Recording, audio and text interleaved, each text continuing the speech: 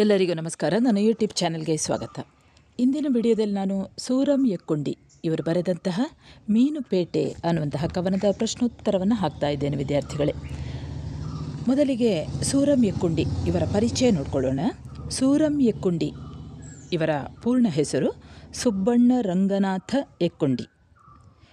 ಇವರು ಕನ್ನಡದಲ್ಲಿ ಕಥನ ಕವನ ಸಾಹಿತ್ಯ ಈ ಪರಂಪರೆಗೆ ಒಂದು ಭದ್ರವಾದಂತಹ ಬುನಾದಿಯನ್ನು ಹಾಕಿಕೊಟ್ಟವರು. ಕಲಬುರ್ಗಿಯ ಮಣ್ಣೂರು ಇವರ ಮೂಲ, ಅಂದರೆ ಹುಟ್ಟಿದ ಊರು. 1923 ಜನವರಿ 20ರಂದು ಇವರು ಹಾವೇರಿ ಜಿಲ್ಲೆಯ ರಾಣೆಬೆನ್ನೂರಿನಲ್ಲಿ ಜನಿಸಿದರು. ಯಕ್ಕುಂಡಿ ಇವರ ತಂದೆ ರಂಗಾಚಾರ್ಯ, ತಾಯಿ ರಾಜಕ್ಕ.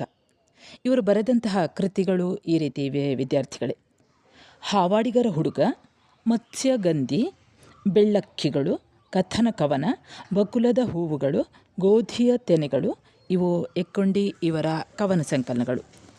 ಆನಂದ ತೀರ್ಥ ಇದು ಇವರ ಖಂಡಕಾವ್ಯ. ನೆರಳು ಇವರ ಕಥಾ ಸಂಕಲನ. ಪೂತಿ ನರಸಿಂಹಾಚಾರ್ಯ ಇವರ ಜೀವನ ಚರಿತ್ರೆ. ಪಂಜುಗಳು 2 ರಷ್ಯನ್ ಕಾದಂಬರಿಗಳು. ಪ್ರತಿಬಿಂಬಗಳು, ಲೆನಿನ್ನರ ನೆನಪಿಗಾಗಿ ನವ್ಯ ಕವಿತೆ, ವರ್ಣಕುಂಜ ಇವು ಇತರ ಕೃತಿಗಳು. ಇನ್ನು ಇವರಿಗೆ ಸಂದಂತಹ ಪ್ರಶಸ್ತಿಗಳನ್ನು ನೋಡೋಣ. ಸೋವಿಯತ್ ಲ್ಯಾಂಡ್ ನೆಹರು ಪ್ರಶಸ್ತಿ, ರಾಜ್ಯ ಕೇಂದ್ರ ಸಾಹಿತ್ಯ ಅಕಾಡೆಮಿಯ ಪ್ರಶಸ್ತಿ. ಹಾಗೆ ಇವರು ರೋಮನ್ ವಿಶ್ವವಿದ್ಯಾಲಯದ ಸಂದರ್ಶಕ ಪ್ರಾಧ್ಯಾಪಕರು ಕೂಡ ಹೌದು. ಈಗ 8 ಅಂಕದ ಪ್ರಶ್ನೆಗಳನ್ನು ನೋಡ್ತಾ ಹೋಗೋಣ. ಮೊದಲ ಪ್ರಶ್ನೆ: ಮೀನುಪೇಟೆಯ ಭೀಕರತೆ ನಿತ್ಯ ಬದುಕಿನ ಬವಣೆ ಹೇಗೆ ತಳುಕು ಹಾಕುತ್ತದೆ ವಿವರಿಸಿರಿ. ಅಥವಾ ಸಾವಿಗಂಜದೆ ನಿರಂತರ ಹೋರಾಟದ ಬದುಕನ್ನು ನಡೆಸುವ ಕಡಲ ತೀರದ ಮಂದಿಯ ಜೀವನ ವೃತ್ತಾಂತ ಮೀನುಪೇಟೆ ಕವಿತೆಯಲ್ಲಿ ಹೇಗೆ ಚಿತ್ರಿತವಾಗಿದೆ. ಅಥವಾ ಮೀನುಪೇಟೆ ಕವನದ ಸ್ವಾರಸ್ಯವನ್ನು ವಿವರಿಸಿ. ಅಥವಾ ಕಡಲ ತೀರದ ಮೀನುಗಾರರ ಬವಣೆಯ ಬದುಕು ಮೀನುಪೇಟೆ ಕವನದಲ್ಲಿ ಹೇಗೆ ವ್ಯಕ್ತವಾಗಿದೆ ವಿವೇಚಿಸಿರಿ. ಅಥವಾ ಮೀನುಪೇಟೆ ಮೀನುಗಾರರ ದಯಾನೀಯ ಸ್ಥಿತಿಯ ಚಿತ್ರಣವಾಗಿದೆ ಹೇಗೆ ವಿಶ್ಲೇಷಿಸಿರಿ. ಈ 5 ಪ್ರಶ್ನೆ ಬಂದರೂ ಕೂಡ ನಾನು ಹೇಳುವಂತಹ ಈ ಉತ್ತರವನ್ನೇ ಬರೆಯಿರಿ ವಿದ್ಯಾರ್ಥಿಗಳೇ. ಉತ್ತರ ನೋಡ್ತಾ ಹೋಗೋಣ. ಸೂರಂ ಯಕ್ಕುಂಡಿ ಇವರು ಬರೆದಂತಹ ಮೀನುಪೇಟೆ ಅನ್ನುವಂಥ ಒಂದು ಮಹತ್ವದ ಕವನದಲ್ಲಿ ಬಂಡವಾಳಶಾಹಿ ವ್ಯವಸ್ಥೆ ಹಾಗೂ ಜಮೀನ್ದಾರಿ ವ್ಯವಸ್ಥೆಗಳು ದಲಿತ ಜನಾಂಗದ ಶೋಷಣೆಯ ಪ್ರಬಲ ಅಸ್ತ್ರಗಳಾಗಿವೆ ಎನ್ನುವಂತಹ ಹಿನ್ನೆಲೆಯಲ್ಲಿ ಕಡಲ ತೀರದ ಮೀನುಗಾರರು ಹಾಗೂ ಮೀನು ಮಾರಾಟಗಾರರ ದಯನೀಯ ಬದುಕನ್ನು ಈ ಕವಿತೆ ಪರಿಣಾಮಕಾರಿಯಾಗಿ ಚಿತ್ರಿಸಿಕೊಡುತ್ತದೆ. ಕಡಲ ತೀರದಲ್ಲಿ ಇರುವಂತಹ ಮೀನುಗಾರರು ಹಾಗೂ ಆ ಮೀನನ್ನು ಹಿಡಿದು ತಂದಂತಹ ಮೀನನ್ನು ಮಾರಾಟ ಮಾಡುವಂತಹ ಮಾರಾಟಗಾರರ ಬದುಕು ಒಂದು ಕೊಳೆತು ನಾರುತ್ತಿರುವಂತಹ ಬದುಕು ಅಂತ ಇಲ್ಲಿ ಕವಿ ಹೇಳುತ್ತಾರೆ. ಹಳಸಿದ ಮೀನನ್ನು ಮೀನುಪೇಟೆಯಲ್ಲಿ ಮಾರಾಟ ಮಾಡುವಂತೆ ಬಂಡವಾಳಶಾಹಿ ಹಾಗೂ ಜಮೀನ್ದಾರಿ ವ್ಯವಸ್ಥೆಯಲ್ಲಿ ಈ ದಲಿತ ಜನರ ಜೀವ, ದುಃಖ, ಮಾನಗಳು ಸಹಿತ ಮಾರಾಟವಾಗುತ್ತಿದೆ. ಅಂದರೆ ಮೀನುಗಾರರು ತರುವಂತಹ ಮೀನುಗಳು ಅದು ಬಂಡವಾಳಶಾಹಿಗಳ ಕೈಗೆ ಹೋಗ್ತಾ ಇದೆ. ತಾಜಾ ಮೀನುಗಳು ಅವರ ಕೈಗೆ ಹೋಗ್ತಾ ಇದೆ. ಇವರ ಕೈಗೆ ಏನಿದ್ರೂ ಕೂಡ, ಈ ಮೀನು ಮಾರಾಟಗಾರರ ಕೈಗೆ ಏನಿದ್ರೂ ಕೂಡ ಹಳಸಿದ ಮೀನುಗಳು ಇವೆ. ಹಳಸಿದ ಮೀನುಗಳನ್ನೇ ಅವರು ಮಾರಾಟ ಮಾಡುವಂತಹ ಒಂದು ದುಃಖ ಅವರಲ್ಲಿ ಇದೆ ಅನ್ನುವಂಥದ್ದನ್ನು ಹೇಳ್ತಾರೆ ಇಲ್ಲಿ. ಈ ಎರಡೂ ಕೂಡ ಅಂದರೆ ಇಲ್ಲಿ ಇನ್ನೊಂದನ್ನು ಹೇಳ್ತಾರೆ. ಒಂದು ಬಂಡವಾಳಶಾಹಿ ವ್ಯವಸ್ಥೆ ಅನ್ನುವಂಥದ್ದು ಇದೊಂದು ಸಂಕೇತವಾಗಿ ಕೊಡ್ತಾರೆ. ಇನ್ನೊಂದು ಜೀತವಾಗಿ ಹುಟ್ಟಿದಲ್ಲಿ ಅನ್ನುವಂಥದ್ದು ಜಮೀನ್ದಾರಿ ವ್ಯವಸ್ಥೆಯ ಒಂದು ಸಂಕೇತವಾಗಿದೆ. ಈ ಎರಡೂ ಶೋಷಕ ವ್ಯವಸ್ಥೆಗಳಲ್ಲಿ ಕಡಲ ತೀರದಲ್ಲಿ ಇರುವಂತಹ ದಲಿತ ಮೀನುಗಾರರ ಬದುಕು ನಿತ್ಯವೂ ಕೂಡ ಒಂದು ದೈನ್ಯತೆಯಿಂದ ಕೂಡಿರುವಂಥದ್ದು. ಯಾವುದೇ ಬದಲಾವಣೆ ಆದರೂ ಕೂಡ ಈ ಕಡಲ ತೀರದ ಜನರ ಬದುಕಿನಲ್ಲಿ ಯಾವುದೇ ಬದಲಾವಣೆ ಆಗ್ತಾ ಇಲ್ಲ. ಬೆಳಗಾಗ್ತದೆ, ಸಂಜೆ ಆಗ್ತದೆ, ಇದೆರಡೂ ನಡೆಯುತ್ತಲೇ ಇರುತ್ತದೆ. ವರ್ಷಗಳು ಹೋಗ್ತವೆ, ವರ್ಷಗಳು ಉರುಳುತ್ತವೆ, ಬರುತ್ತವೆ. ಅದರ ಜೊತೆಯಲ್ಲೇ ಈ ಮೀನುಗಾರರ ಹರೆಯ ಮುಪ್ಪುಗಳು ಕೂಡ ಕಳೆಯುತ್ತಲೇ ಇವೆ. ಹಾಗೆ ತೆಂಗಿನ ಸಸಿ ಬೆಳೆಯುತ್ತಲೇ ಇದೆ, ಬುಟ್ಟಿ ಮೀನು ಕೊಳೆಯುತ್ತಲೇ ಇದೆ. ಆದರೂ ಕೂಡ ಈ ಕಡಲ ತೀರದ ಜನರ ಬದುಕು ಬದಲಾವಣೆ ಆಗಲೇ ಇಲ್ಲ. ಅವರಿಗೆ ಯಾವುದೇ ಒಂದು ಹರ್ಷವೂ ಇಲ್ಲ, ಸಂತಸವೂ ಇಲ್ಲ, ಇಂಥದ್ದು ಯಾವುದೂ ಕೂಡ ದೊರೆಯುತ್ತಾ ಇಲ್ಲ. ಹರ್ಷ ಅನ್ನುವಂಥದ್ದು ಅವರ ಪಾಲಿಗೆ ಸುಖ ಸ್ವಪ್ನ ದರ್ಶನ, ಅಂದರೆ ಕನಸಿನಲ್ಲಿ ಇರುವಂಥದ್ದು. ಮೀನು ಮಾರಾಟ ಮಾಡಲು ನೀವೆಲ್ಲ ನೋಡಿರ್ಬೋದು, ಮೀನುಪೇಟೆಯಲ್ಲಿ ಹೇಗೆ ಮೀನುಗಾರರ ಮಹಿಳೆಯರು ಹೇಗೆ ಕೂತ್ಕೊಂಡಿರ್ತಾರೋ, ಇಲ್ಲಿ ಹೆಂಗಸರು ಕೂಡ ಇಲ್ಲಿ ಕವಿ ಹೇಳ್ತಾರೆ ಅವರಿಗೆ ಮತ್ಸ್ಯಗಂಧಿಯರು ಅಂತ.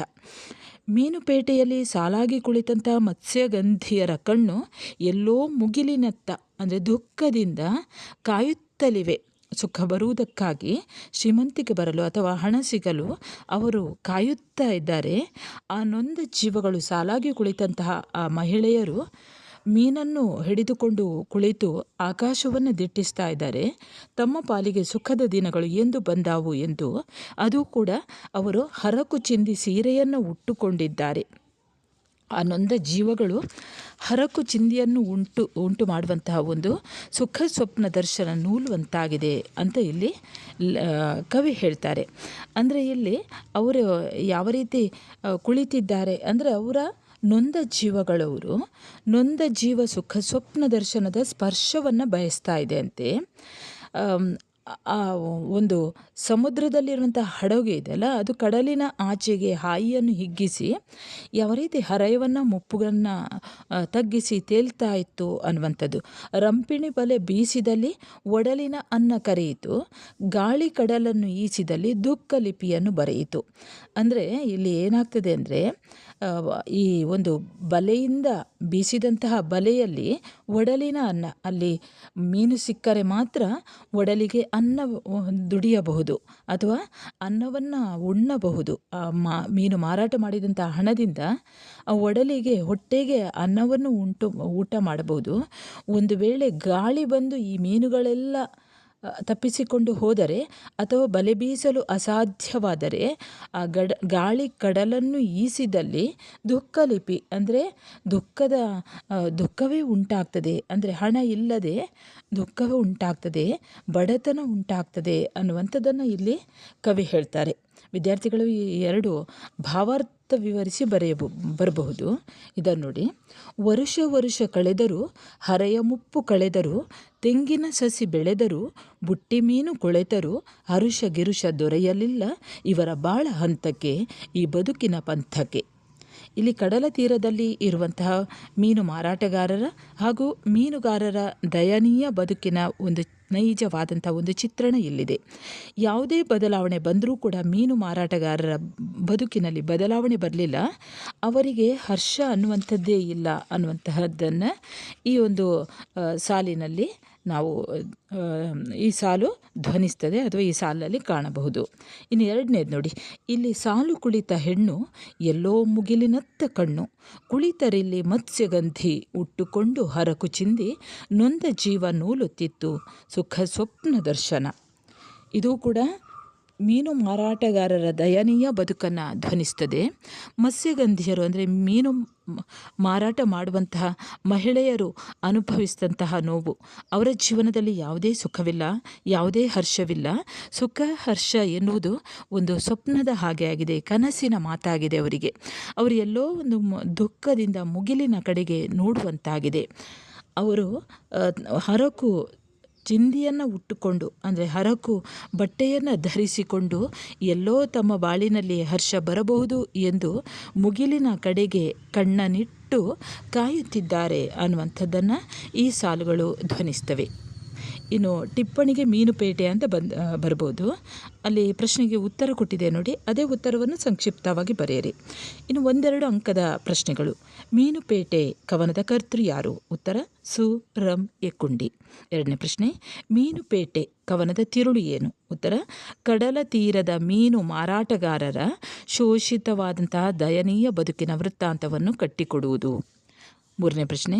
ಕೊಳೆತು ನಾರುತ್ತಿರುವ ಬದುಕು ಯಾರದು? ಉತ್ತರ ಮೀನು ಮಾರಾಟಗಾರರದು. 4ನೇ ಪ್ರಶ್ನೆ. ಮೀನುಪೇಟೆಯಲ್ಲಿ ಮಾರುತ್ತಿರುವುದು ಏನು? ಉತ್ತರ ಜೀವ, ದುಃಖ, ಮೌನ.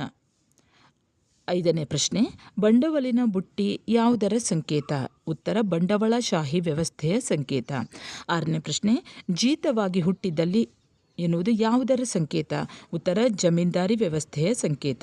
7ನೇ ಪ್ರಶ್ನೆ, ಮೀನು ಮಾರಾಟಗಾರರ ಬದುಕಿನ ಪಂಥಕ್ಕೆ ಏನಿಲ್ಲ? ಉತ್ತರ ಹರುಷ ಗಿರುಷ ಇಲ್ಲ. 8ನೇ ಪ್ರಶ್ನೆ, ಮತ್ಸ್ಯಗಂಧಿಯರು ಯಾರು? ಉತ್ತರ ಮೀನು ಮಾರಾಟಗಾರ್ತಿಯರು.